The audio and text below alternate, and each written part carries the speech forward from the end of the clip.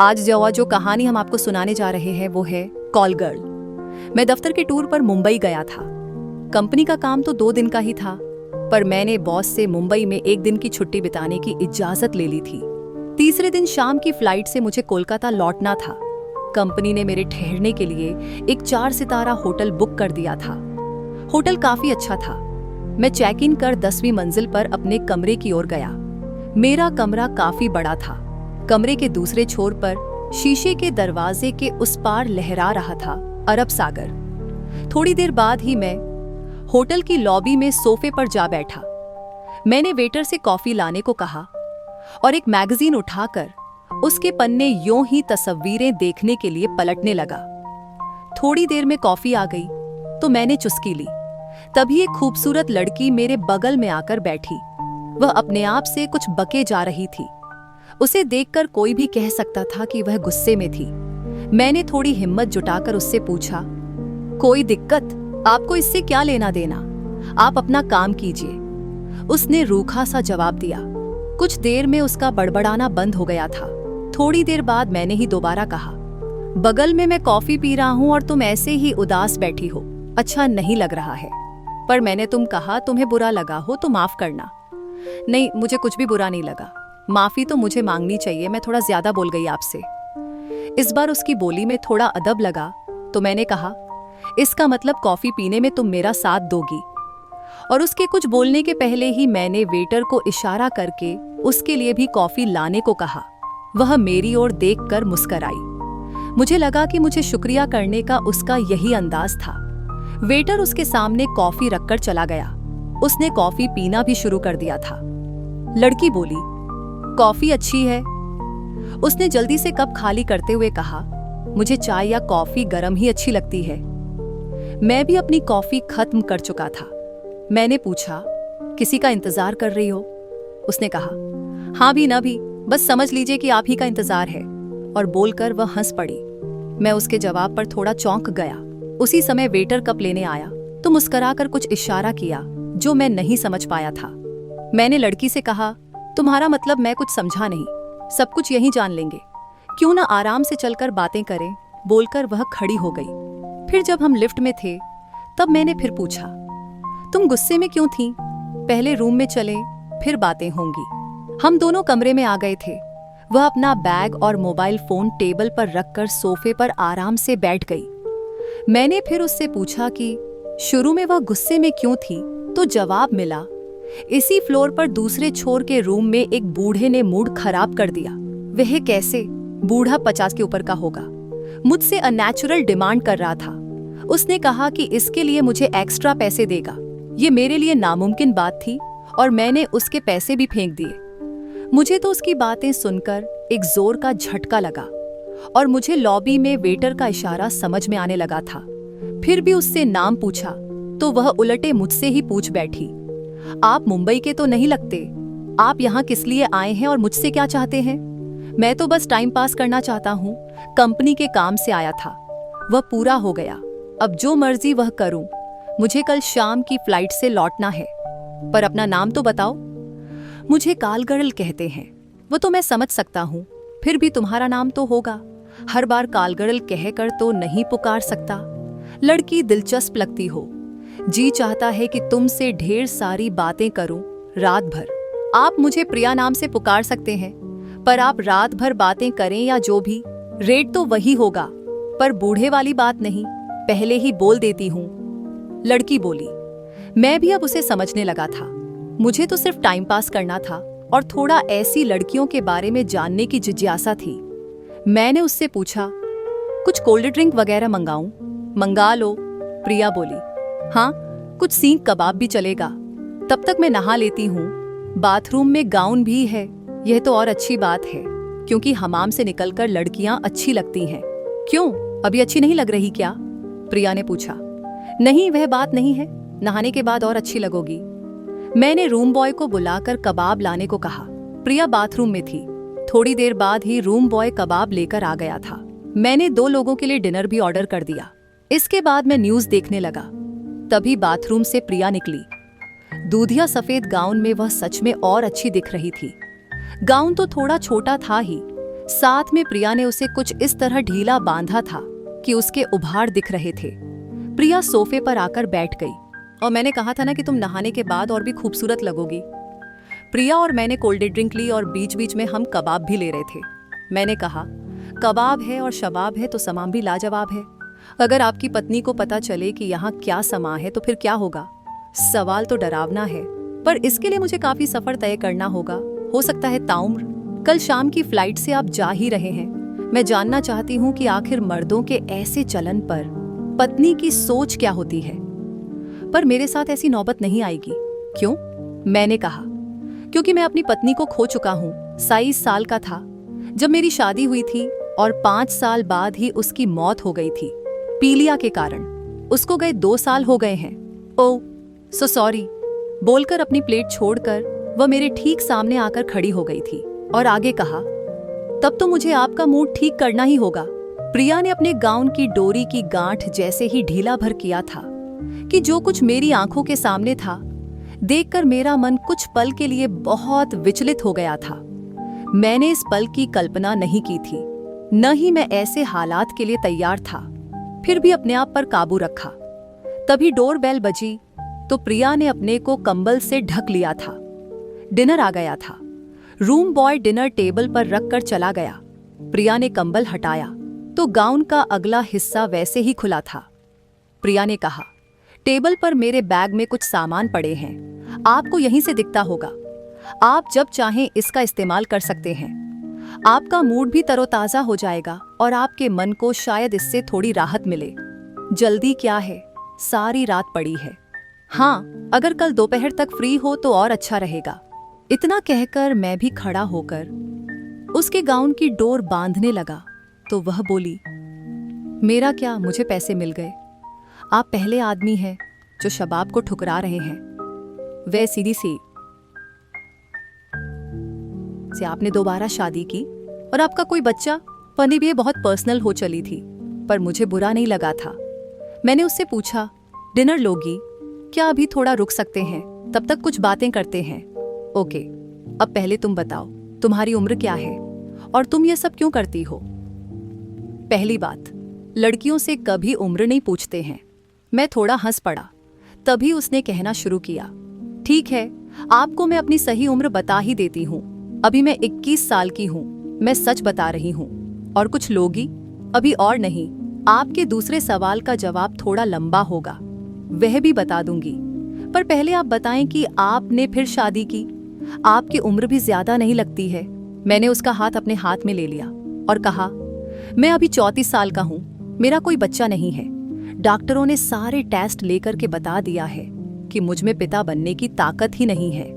अब दूसरी शादी करके मैं किसी औरत को मां बनने के सुख के लिए तरसता नहीं छोड़ सकता। इस बार प्रिया मुझसे गले मिली और कहा, यह तो बहुत बुरा हुआ। मैंने उसकी पीठ थपथपाई और कहा, दुनिया में सबको सब कुछ नहीं मिलता, पर कोई बात नहीं। दफ्तर के बाद मैं कुछ समय एक एनजीओ को देता हूँ। मन को थोड़ी शांति मिलती है। चलो डिनर लेते हैं। डिनर के बाद मुझे आराम करने का मन किया तो मैं बेड पर लेट गया। प्रिया भी मेरे साथ ही बेड पर आकर कंबल लपेटकर बैठ गई थी। वह मेरे बालों को सहलाने लगी। तुम यह सब क्यों करती हो? मैंने पूछा।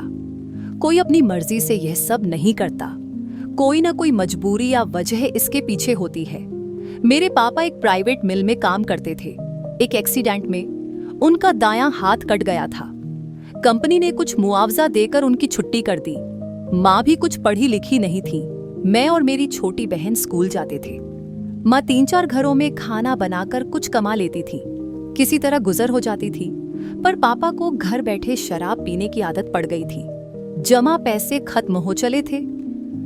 इसी बीच रूम बॉय डिनर के बर्तन लेने आया और दिन भर के बिल के साथ साथ रूम के बिलों पर भी साइन करा कर ले गया। प्रिया ने आगे कहा, शराब के कारण मेरे पापा का लिवर खराब हुआ और वे चल बसे। मेरी माँ की मौत भी 1 साल के अंदर हो गई। मैं उस समय 10वीं जमात पास कर चुकी थी। छोटी बहन तब 6ठी जमात में थी। पर मैंने पढ़ाई के साथ साथ ब्यूटिशियन का भी कोर्स कर लिया था। हम एक छोटी चाल में रहते थे। मेरे एक रिश्तेदार ने ही मुझे ब्यूटी पार्लर में नौकरी लगवा दी। और शाम को एक घर में जहां माँ काम करती थी खाना बनाती थी, पर उस पार्लर में मसाज के नाम पर जिस्म फरोशी भी होती थी। मैं भी उसकी शिकार हुई और इस दुनिया में मैंने पहला कदम रखा था। बोलते बोलते प्रिया की आंखों से आंसू बहने लगे थे। मैंने टिश्यू पेपर से उसके आंसू पोंछते हुए कहा, सॉरी, मैंने तुम्हारी दुखती रगों को बेमतलब ही छेड़ दिया। नहीं, आपने मुझे कोई दुख नहीं पहुंचाया है। आंसू निकलने से कुछ दिल का दर्द कम हो गया, बोलकर प्रिया ने आंसू पोंछते हुए कहा। पर यह सब मैं अपनी छोटी बहन को सेटल करने के लिए कर रही हूँ। वह भी 10वीं जमात पास कर चुकी है और सिलाई कढ़ाई की ट्रेनिंग भी पूरी कर ली है। अभी तो एक बिजली से चलने वाली सिलाई मशीन दे रखी है। घर बैठे बैठे कुछ पैसे वह भी कमा लेती है। मैंने एक लेडीज टेलर की दुकान देखी है, पर सेठ बहुत पगड़ी मांग रहा है। उसी की जुगाड़ में लगी हूँ। ये काम हो जाए तो दोनों बहनें उसी बिजनेस में रहेंगी। फिर एक अंगड़ाई लेकर उसने कहा, मैं आपको बोर कर रही हूँ ना? आपने तो मुझे छुआ भी नहीं। आपको मुझसे कुछ चाहिए तो कहें। मैंने कहा, अभी सारी रात पड़ी है, मुझे अभी कोई जल्दी नहीं। जब कोई जरूरत होगी कहूंगा। पर पार्लर से होटल तक तुम कैसे पहुंची? पार्लर वाले ने ही कहा था कि मैं औरों से थोड़ी अच्छी और स्मार्ट हूँ, थोड़ी अंग्रेजी भी बोल लेती हूँ। उसी ने कहा था कि यहाँ ज्यादा पैसा कमा सकती हो और पार्लरों में पुलिस की रेड का डर बना रहता है। फिर मैं होटलों में जाने लगी। इसके बाद प्रिया ने ढेर सारी बातें बताईं। होटलों की रंगीन रातों के बारे में कुछ बातें तो मैंने पहले भी सुनी थी, पर एक जीते जागते इंसान जो खुद ऐसी जिंदगी जी रहा है कि मुंह से सुनकर कुछ अजीब सा लग रहा था। इसी तरह की बातों में ही आधी रात बीत गई। तब प्रिया ने कहा, मुझे अब जोरों की नींद आ रही है, आपको कुछ करना हो। प्रिया अभी तक गाउन में ही थी। मैंने बीच में ही बात काटते हुए कहा, तुम दूसरे बेड पर जाकर आराम करो और हाँ, बाथरूम में जाकर पहले अपने कपड़े पहन लो। बाकी बातें जब तुम्हारी नींद खुले तब। तुम कल दिन में क्या कर रही हो? मुझसे कोई गुस्ताखी तो नहीं हुई? सर, आपने मुझ पर इतना पैसा खर्च किया और नहीं नहीं, मैं तो तुमसे बहुत खुश हूँ।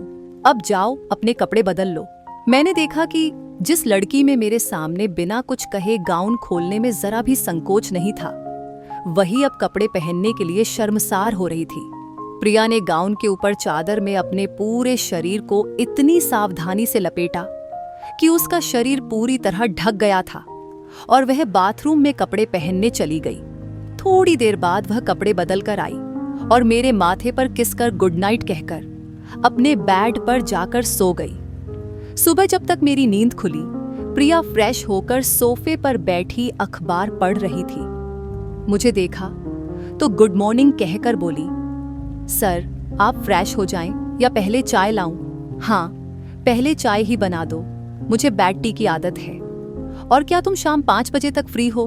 तुम्हें इसके लिए मैं एक्स्ट्रा पैसे दूंगा। सर, मुझे आप और ज्यादा शर्मिंदा न करें। मैं फ्री नहीं भी हुई तो भी पहले आपका साथ दूंगी। बस मैं अपनी बहन को फोन करके बता देती हूँ कि मैं दिन में नहीं आ सकती। प्रिया ने अपनी बहन को फोन किया और मैं बाथरूम में चला गया। जाते जाते प्रिया को बोल दिया कि फोन करके नाश्ता भी रूम में ही मंगा ले। नाश्ता करने के बाद मैंने प्रिया से कहा, मैंने एलिफेंटा की गुफाएं नहीं देखी हैं, क्या तुम मेरा साथ दोगी? बेशक दूंगी। थोड़ी देर में हम एलिफेंटा में थे। वहां तकरीबन 2 घंटे हम साथ रहे थे। मैंने उसे अपना कार्ड दिया और कहा, तुम मुझसे संपर्क में रहना। मैं जिस एनजीओ से जुड़ा हूं उससे तुम्हारी मदद के लिए कोशिश करूंगा। यह संस्था तुम जैसी लड़कियों को अपने पैरों पर खड़ा होने में जरूर मदद करेगी। मैं तो कोलकाता में हूं, पर हमारी ब्रांच का हेडक्वार्टर यहां पर है। थोड़ा समय लग सकता है, पर कुछ ना कुछ अच्छा ही होगा। प्रिया ने भरे गले से कहा, मेरे पास आपको धन्यवाद देने के सिवा कुछ नहीं है। इसी दुनिया में रात वाले बूढ़े की तरह दोपाया जानवर भी हैं और आप जैसे दयावान भी। प्रिया ने भी अपना कार्ड मुझे दिया। हम दोनों लौटकर होटल आए। मैंने रूम में ही दोनों का लंच मंगा लिया। लंच के बाद मैंने होटल से चेकआउट कर एयरपोर्ट के लिए टैक्सी बुलाई। सामान डिक्की में रखा जा चुका था। जब मैं चलने लगा तो उसकी ओर देखकर बोला, प्रिया, मुझे तुम्हें और पैसे देने हैं। मैं पर्स से पैसे निकाल रहा था कि इसी बीच टैक्सी का दूसरा दरवाजा खोलकर वह मुझसे पहले जा बैठी और कहा, थोड़ी दूर तक मुझे लिफ्ट नहीं देंगे? क्यों नहीं? चलो, कहाँ जाओगी? एयरपोर्ट। मैंने चौंक कर पूछा, एयरपोर्ट?